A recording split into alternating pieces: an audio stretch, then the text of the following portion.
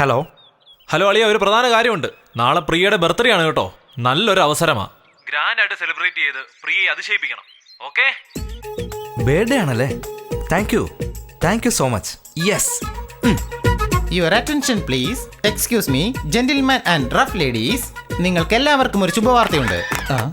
എന്താ ഏതാന്ന് ചോദിക്കാതെ കൈ ഇടിക്കുക. ഇന്ന് കമ്പ്യൂട്ടർ മുന്നിൽ ഇരിക്കുകയാണെങ്കിലും ഒരു കാലത്ത് വിദ്യ കാണിച്ചവന്റെ മുമ്പിൽ കൈതട്ടി ഷൂള അടിച്ച് രസിച്ചവരല്ലേടാ നമ്മളൊക്കെ. വേണ്ടാത്ത പറയരുത്. ശുഭവാർത്ത എന്തെന്ന് പറ. നീ അമ്മയാകാൻ പോകുന്നു. അങ്ങനെ തന്നെ വിടുന്നു. അതായത് നമ്മുടെ MD-യുടെ വൈഫിന് ഇന്ന് ബർത്ത്ഡേ ആണ്. അത് നല്ല അടിപൊളിയാക്കണമെന്നാണ് അദ്ദേഹത്തിന്റെ ആഗ്രഹം. അതുകൊണ്ട് നിങ്ങൾ എല്ലാവർക്കും ഒരു പാക്കറ്റ് സ്വീറ്റും ഒരു മാസത്തെ ശമ്പളവും നിങ്ങൾക്ക് ബോണസ് ആയിട്ട് തരാനാണ് തീരുമാനിച്ചിരിക്കുന്നത്. അയ്യോ, ഈ ശീല ഇവര് മറക്കത്തില്ലല്ലോടാ. എന്നാ മോളെ കഴിക്കേ. ഈ മോളും കഴിക്കേ. ഒരു സ്വീറ്റ് ബോക്സും കൂടി തരാവോ? എന്തിന്? അത് എനിക്ക് 2 ഹസ്ബൻഡാ. ഒരാൾക്ക് കൊടുത്ത് ഇന്നൊരാൾക്ക് ദേഷ്യം വരില്ല, അതുകൊണ്ടാ. എന്താ ചെയ്ത് നമ്മുടെ സംസ്കാരം തന്നെ ഇല്ലാതാക്കുമല്ലോ. സോറി സാർ, ഞാൻ അതർ സ്റ്റേറ്റാ. ഓ, വേറെ സ്റ്റേറ്റാ? എന്നാ 3 വെച്ചോ. ഇതെന്തിനാ സാർ 3 പാക്കറ്റ്? ഫ്യൂച്ചറിൽ നിന്റെ ലിസ്റ്റിൽ ഇനി എണ്ണം കൂടും. ഒന്ന് പോ സാറേ. ഓ, നാണമായോ? എന്നാ എന്റെ ശമ്പളം എടുത്തോ. ബൈ. ചന്ദ്രു, നമ്മുടെ MD-യുടെ ഭാര്യയുടെ ബർത്ത്ഡേ എന്ന് 1 മാസം സാലറി സ്വീറ്റും തന്നില്ലേ? എന്റെ പിറന്നാളിന് എന്ത് കാര്യം? ലുലു മാളിൽ 2 ഫ്ലോറും എയർ ഇന്ത്യയിൽ 2 ഫ്ലൈറ്റ് വാങ്ങി തരാൻ വേണോ? തമാശ പറയല്ലേ. Good morning madam. Good morning. Hi പ്രിയേ, ദാ സ്വീറ്റ്. എന്താടി സ്വീറ്റ്സ് ഒക്കെ? എന്താ വിശേഷം? Good morning madam. ഇതാ 1 കിലോ സ്വീറ്റ്. ഇതാ 1 മാസത്തെ ശമ്പളവും. ഇതെന്തിനാ? എന്താ ഇങ്ങനെ ചോദിക്കുന്നത്? എന്റെ ഫ്രണ്ട് വിജയ് ഇല്ലേ, അതായത് നിങ്ങളുടെ കമ്പനിയുടെ MD, അയാളുടെ ഭാര്യയ്ക്ക് ഇന്ന് ബർത്ത്ഡേ ആണെന്ന്. അത് അടിപൊളിയാക്കണം എന്നാണ് അദ്ദേഹം വിചാരിക്കുന്നത്. നിങ്ങൾ എന്ത് വിചാരിക്കുന്നു? Thank you for the pocket money.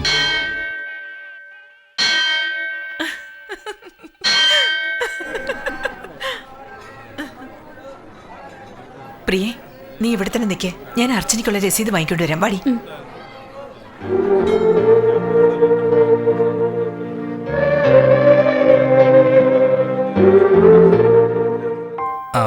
Priya, happy birthday.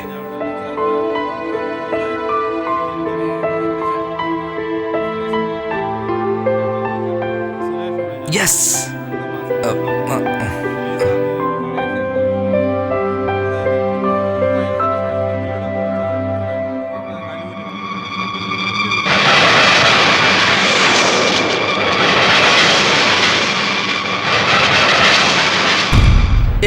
പ്രിയ നിക്ക് പ്രിയ. നിന്റെ ദേഷ്യത്തിൽ എന്തെങ്കിലും അർത്ഥമുണ്ടോ? ബർത്ത്ഡേ വിഷ് ചെയ്ത് ബൊക്ക തരുമ്പോ ഇങ്ങനെ വലിച്ചെറിയുവാണ് ചെയ്യേണ്ടത്. ഇത് കേട്ടോ, നീ എന്നെ അപമാനിക്കാൻ വേണ്ടി നീ നിന്റെ ക്യാരക്ടർ ചീത്തയാക്കേണ്ടതില്ല. മിസ്റ്റർ, സ്റ്റാഫിന് ബോണസ് കൊടുത്തുകൊണ്ടോ ഇവിടെ വന്ന് എനിക്ക് ബൊക്ക തന്നുകൊണ്ടോ എന്റെ മനസ്സ് മാറാൻ പോകുന്നില്ല. ആവശ്യമില്ലാതെ എന്നെ ശല്യം ചെയ്യരുത്. വഴി മാറ്. പ്രിയ പ്ലീസ്, നീ എന്നെ ഒന്ന് മനസ്സിലാക്കുകയാണ് വേണ്ടത്. പ്രിയ, ഞാൻ പറയുമ്പോൾ നീ ഇങ്ങനെ പൊയ്ക്കൊണ്ടിരുന്നാൽ എങ്ങനെയാ? ഈ ഈശ്വരനെ സാക്ഷി നിർത്തി ഞാൻ പറയാണ്, ഇനി ഒരിക്കലും ഞാൻ നിന്നെ നോവിക്കില്ല. വാ, നമുക്ക് വീട്ടിൽ പോവാം. കൈ വിടാനല്ലേ ഞാൻ പറയുന്നത്. എന്താണെങ്കിലും നമുക്ക് വീട്ടിൽ പോയി സംസാരിക്കാം. എടോ, കോളേജിലും ബസ്സിലും ഒക്കെയാണ് പൂവാല ശല്യം. ഇപ്പൊ അമ്പലനടയിലും തുടങ്ങി. ഇതെന്റെ പേഴ്സണൽ മാറ്ററാണ്. നിങ്ങൾ നിങ്ങളുടെ ജോലി നോക്കിയിട്ട് പോകാൻ നോക്ക്. ഒരു പെണ്ണിന്റെ കയ്യെ പിടിക്കുന്നതാണോ പേഴ്സണൽ മാറ്റർ? നിന്നെ ഒന്നും വെറുതെ വിടാൻ പാടില്ല. നിന്നെ ഞാൻ എടോ, ഞങ്ങൾ ആരാ എന്താന്ന് ചോദിച്ചു മനസ്സിലാക്കാതെ താനും തന്നെ പേടിപ്പിക്കാൻ നോക്കണോ? പെണ്ണിന്റെ കയ്യെ കയറി പിടിച്ചാ പോരാ, എന്നിട്ട് എന്റെ അടുത്ത് നീ ചൂടാവുന്നു. നിർത്ത് പ്ലീസ്. ഇതെന്റെ ഭർത്താവാ. ഇതെന്റെ ഫാമിലി പ്രോബ്ലം ആണ്. നിങ്ങൾ ഇടപെടണ്ട.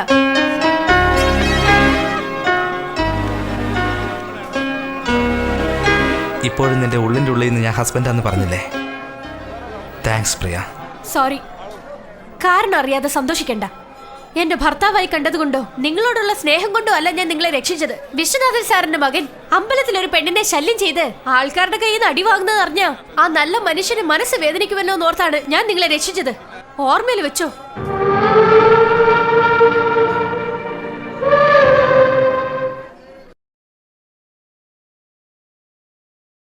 നീ എന്താ വലിയ രാജകുമാരിയാണെന്ന് വിചാരിച്ചിരിക്കാനോടി? നിന്റെ ഭർത്താവ് പറഞ്ഞല്ലോ, അറിയാതെ ചെയ്ത തെറ്റാണ്, ഇനി ഇങ്ങനെയൊന്നും സംഭവിക്കില്ല, വരി വീട്ടിലേക്ക് പോകാന്ന് വിളിച്ചപ്പോ പോകേണ്ടതല്ലായിരുന്നോ? ഏത് കുടുംബത്തിലാ ഭാര്യയും ഭർത്താവും തമ്മിൽ വഴക്ക് പിടിക്കാത്തത്? ജീവിതാവസാനം വരെ സന്തോഷമായിട്ട് തമ്മിൽ വഴക്ക് പിടിക്കാതെ ജീവിക്കാതിരിക്കാൻ സാധിക്കില്ല. അനുസരിച്ച് നടക്കുന്നതും വിട്ടുവീഴ്ച ചെയ്യുന്നതാണ് പെണ്ണുങ്ങൾക്ക് ഭംഗി. മനസ്സിലാക്കിക്കോ. അമ്മയുടെ തണലില്ലാതെ വളരുന്ന കുട്ടികള് തെറ്റ് ചെയ്യുന്നത് സഹജ.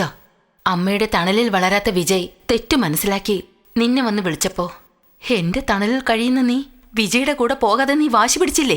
അത് ഓർക്കുമ്പോഴാ എനിക്ക് വിഷമാവുന്നത്.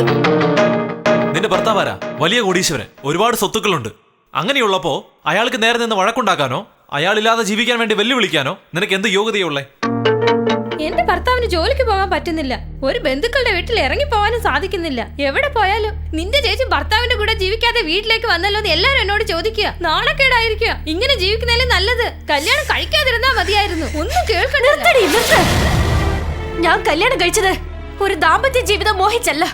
അവര് വലിയ പണക്കാരാണ്. അതുകൊണ്ട് ഈ ചവറ്റുകുടിയിൽ ജീവിക്കുന്നതിനേക്കാൾ വലിയൊരു ജീവിതം ലഭിക്കുമെന്ന് ഓർത്തുമല്ല ഭർത്താവ് ഉപേക്ഷിച്ചതുകൊണ്ട് ഇവിടെ വന്ന് കരഞ്ഞുകൊണ്ടിരുന്ന എന്റെ ചേച്ചിക്കും, കല്യാണത്തിന് മുന്നേ ഗർഭം കൊണ്ടുവന്ന എന്റെ ഈ അനിയത്തിക്കും, പഠിത്തം കഴിഞ്ഞിട്ട് ജോലി ഇല്ലാതിരുന്ന എന്റെ ഈ അനിയനും ഒരു നല്ല ജീവിതം കിട്ടാൻ വേണ്ടി മാത്രമാ ഞാൻ എന്റെ ജീവിതം നശിപ്പിച്ചത്. കുടുംബം കഷ്ടപ്പെടുമ്പോ താലി കൊണ്ടുപോയി പണയം വെക്കുന്നത് പോലെ എന്റെ കുടുംബത്തിന് വേണ്ടി എന്നെ തന്നെ പണയം വെച്ച ഒരു പാപിയാണ് ഞാൻ. എന്നിട്ട് എന്നെ ഉപദേശിക്കാൻ വരുന്നു. ഭർത്താവിന്റെ അടുത്ത് എങ്ങനെ നടക്കണമെന്ന് നീയാണോ പറഞ്ഞു തരുന്നത്? കല്യാണം കഴിഞ്ഞ അടുത്ത ആഴ്ച ഹാർട്ട് ഓപ്പറേഷൻ കഴിയാതെ ഇനി ഇങ്ങോട്ട് വരണ്ടെന്ന് പറഞ്ഞയച്ച നിന്റെ ഭർത്താവിനെയാണോ നീ നല്ലവനെന്ന് വിളിക്കുന്നത്? നിന്റെ ഓപ്പറേഷന് വേണ്ടി ഒരു വർഷത്തെ എഗ്രിമെന്റിന് ഒപ്പിട്ട് വീണ്ടും നിന്റെ ഭർത്താവിന്റെ അടുത്ത് അയച്ച് ഞാൻ മോശമല്ലേ? നിനക്കിങ്ങനെ മനസാക്ഷിയില്ലാതെ എങ്ങനെ സംസാരിക്കാൻ കഴിയുന്നടി? നിനക്ക് എപ്പോ തൊട്ടാ ഇത്ര അഹങ്കാരം വന്നത്? ഓ, സമ്പാദിക്കുന്നതിന്റെ അഹങ്കാരമാണോ നിനക്ക്? നിന്റെ പഠിത്തം കഴിഞ്ഞിട്ട് പെണ്ണായ നീ എന്തിനാണ് ഇങ്ങനെ കുടുംബത്തിന് വേണ്ടി ജോലിക്ക് പോയി കഷ്ടപ്പെടുന്നത്? ആണായിട്ട് ഞാനുണ്ടല്ലോ. ഇനി മുതൽ കൂലിവേല ചെയ്താണെങ്കിലും ഞാൻ ഈ കുടുംബം നോക്കിക്കൊള്ളാമെന്ന് പറഞ്ഞിരുന്നെങ്കിൽ നന്നായിരുന്നേനെ. അപ്പൊ തോന്നാത്ത ധൈര്യം നിനക്ക് ഇപ്പൊ തോന്നുന്നുണ്ടല്ലേ? മാഡം, ഞാൻ കാരണം നിന്റെ ഭർത്താവിന് ജോലിക്ക് പോകാൻ കഴിയാത്തതിനും നിങ്ങൾക്കൊരു ആഘോഷത്തിലും പങ്കെടുക്കാൻ കഴിയാത്തതിലും എന്നോട് ക്ഷമിക്കണം മാഡം.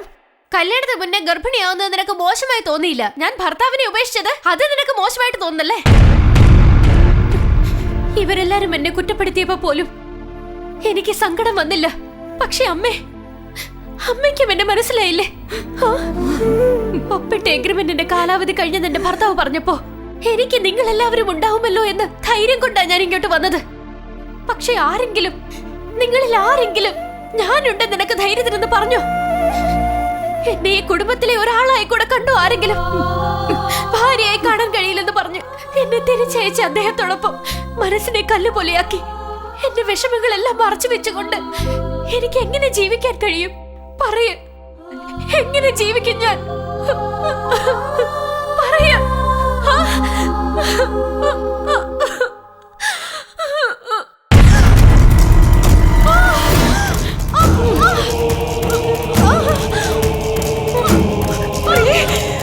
ചേച്ചി,